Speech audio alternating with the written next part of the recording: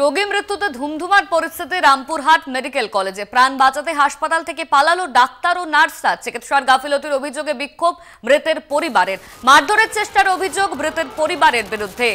রোগীর মৃত্যুর ঘটনাতে ধুমধুমার পরিস্থিতি রামপুরহাট মেডিকেল কলেজে। প্রাণ বাঁচাতে হাসপাতাল থেকে পালালো ডাক্তার ও নার্সেরা।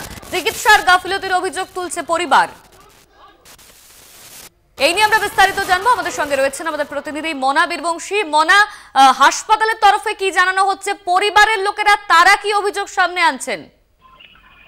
দেখো অনন্যা, নিঃসন্দেহে এই মুহূর্তে দাঁড়িয়ে অত্যন্ত গুরুত্বপূর্ণ এবং বড় খবর। তার কারণ হচ্ছে গতকাল রাত্রে যে চেহারা দিয়েছিল রামপুরহাট মেডিকেল কলেজ, যে সরকারি হাসপাতাল, তাতে কিন্তু একেবারে ভয়ঙ্কর। তার কারণ হচ্ছে রোগী মৃত্যুর ঘটনা ঘটেছে এবং সেখান থেকেই যে রূপ ধারণ করেছিল নিহতের পরিবারের লোকজনরা, তাতে প্রাণ বাঁচাতে কার্যত বলা যেতে পারে হাসপাতাল থেকে ছুট দিয়েছিল কর্তব্যরত ডাক্তার এবং নার্সরা।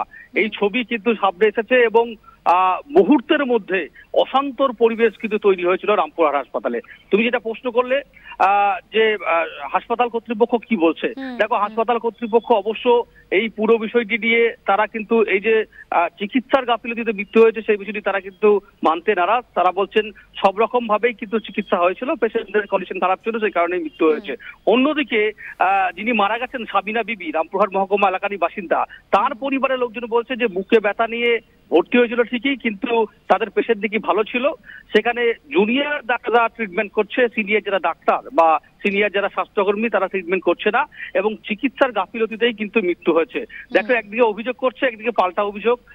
এই নিয়ে রীতিমতো অশান্ত এবং অগ্নিগর্ভর পরিস্থিতি আমরা দেখলাম রামপুরহাট মেডিকেল কলেজ, যা নিয়ে রীতিমতো প্রশ্নচিহ্ন কিন্তু এই মুহূর্তে দাঁড়িয়ে উঠে আসছে। তার কারণ হচ্ছে তুমি বুঝতে পারছো যে একজন মারা গেছে, স্বাভাবিক, কিন্তু তারপরে সেই রোগীর যিনি মারা গেছেন তার আত্মীয়রা যেভাবে আইন হাতে তুলে নিয়েছে, যেভাবে তারা মারমুখী হয়ে উঠছে, যেভাবে স্বাস্থ্যকর্মীদের ডাক্তার নার্সদের মারছে, এটা যেমন একদিকে প্রশ্নের মুখে, অন্যদিকে চিকিৎসার গাফিলতিটাও কিন্তু একটা প্রশ্ন কিন্তু সামনে আসছে। সব মিলিয়ে অশান্ত হয়ে উঠেছিল গতকাল রাত্রে বীরভূমের রামপুরহাট মেডিকেল কলেজ হাসপাতাল, সেটা কিন্তু বলা যেতে পারে। পরে অবশ্য পুলিশ গিয়ে কিন্তু পরিস্থিতির নিয়ন্ত্রণে আনে। অনন্যা, একদমই মনা, তুমি জানালে কালকে উত্তপ্ত হয়ে উঠেছিল রামপুরহাট মেডিকেল কলেজ, পরবর্তীতে পুলিশ এসে সমস্ত কিছু নিয়ন্ত্রণে আনে। ধন্যবাদ তোমায় মনা।